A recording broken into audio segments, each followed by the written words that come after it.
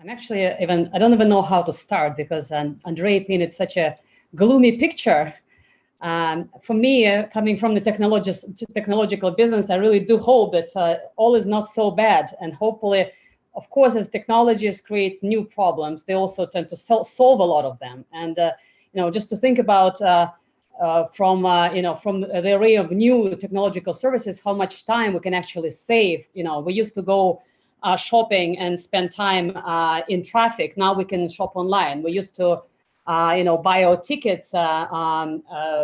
We had to go to the Aeroflot office. Now we can actually do everything online. We don't have to do a lot of paperwork to proceed. So I do hope that the humankind going forward will use all of this free up time from transactional things, which we now can do with the use of technology, that we can actually do that to socialize, to learn new skills, and not only to play computer games, but use it wisely.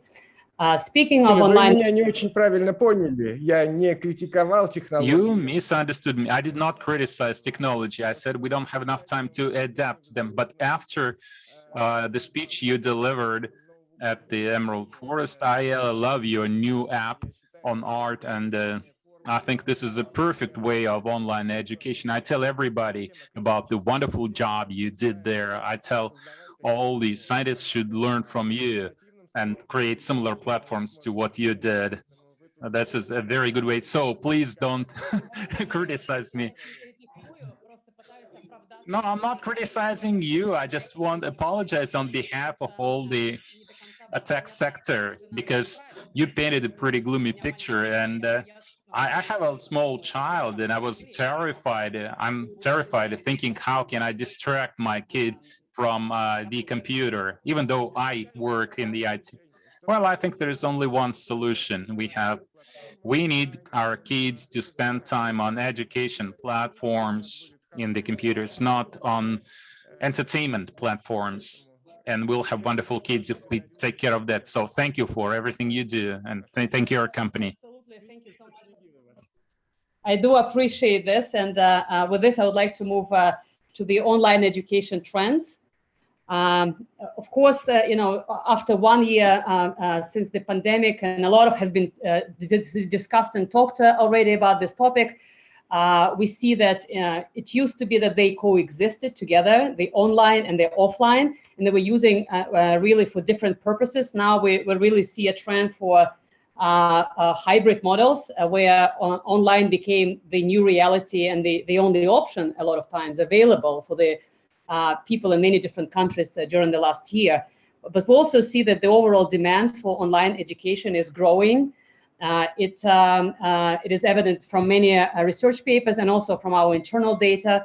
For example, together with Sberbank, we hosted an online educational program for entrepreneurs in Russia, and we've seen that the demand for this program and the amount of registered users have grown at least 20% in the last year. A separate question is there a synergy between online and offline education? And I would like to bring an example that we have uncovered during the research that we've done with the company called Alpha Beta.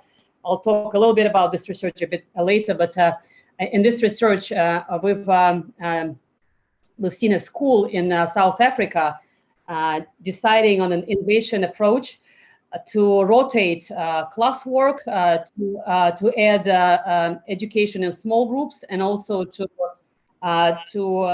allow for individual work for students using the computer and giving them access to their online educational platforms. And they were able to dramatically decrease the amount of money and that the program cost for each student, somewhere $800 per year, whereas the average educational process in this country costs between $1,400 to $16,000.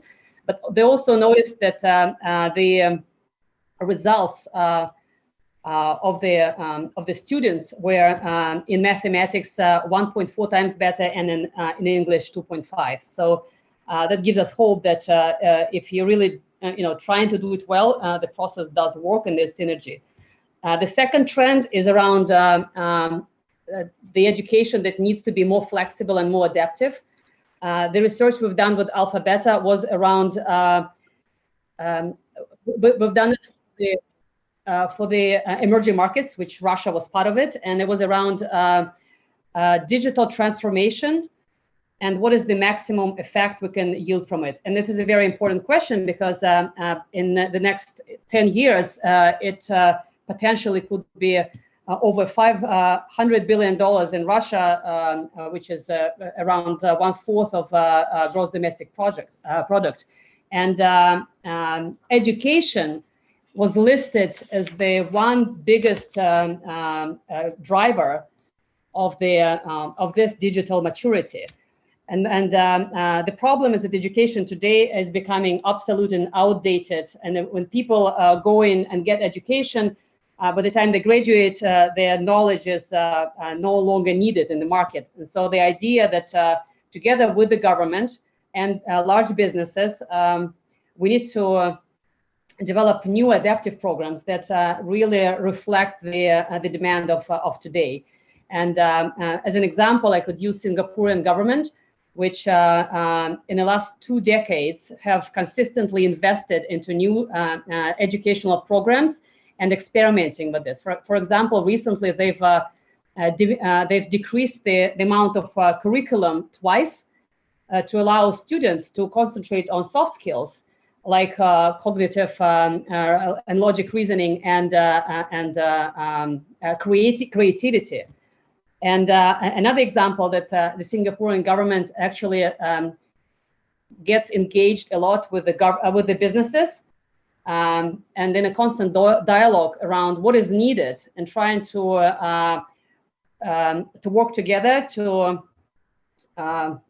to create various professional trainings for the workers in the workplace, which is aligned with the demands of the business. The third trend is around, and Andrei was talking a lot about it as well, is the lifelong learning. In a separate research, which we've done with Ranhis, thank you for doing it. This was a major partnership experience for us.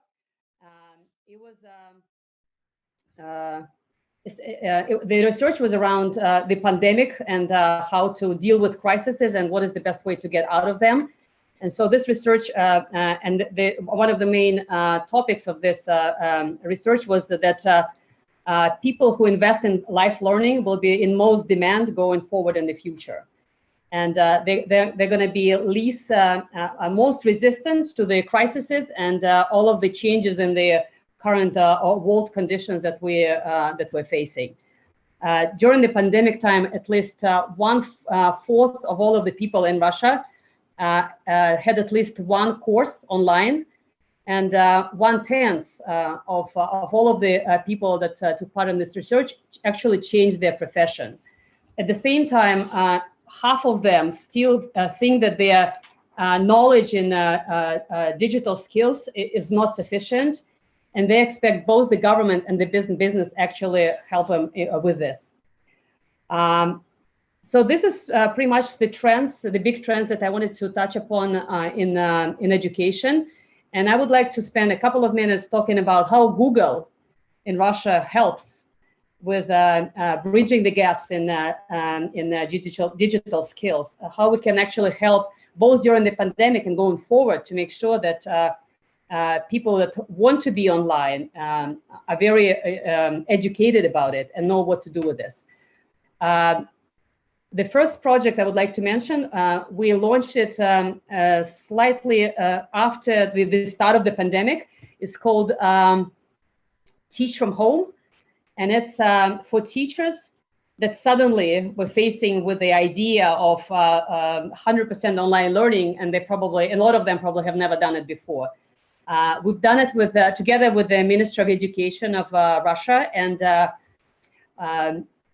this platform, it's a portal that contains instructions, different instruments and information to equip teachers with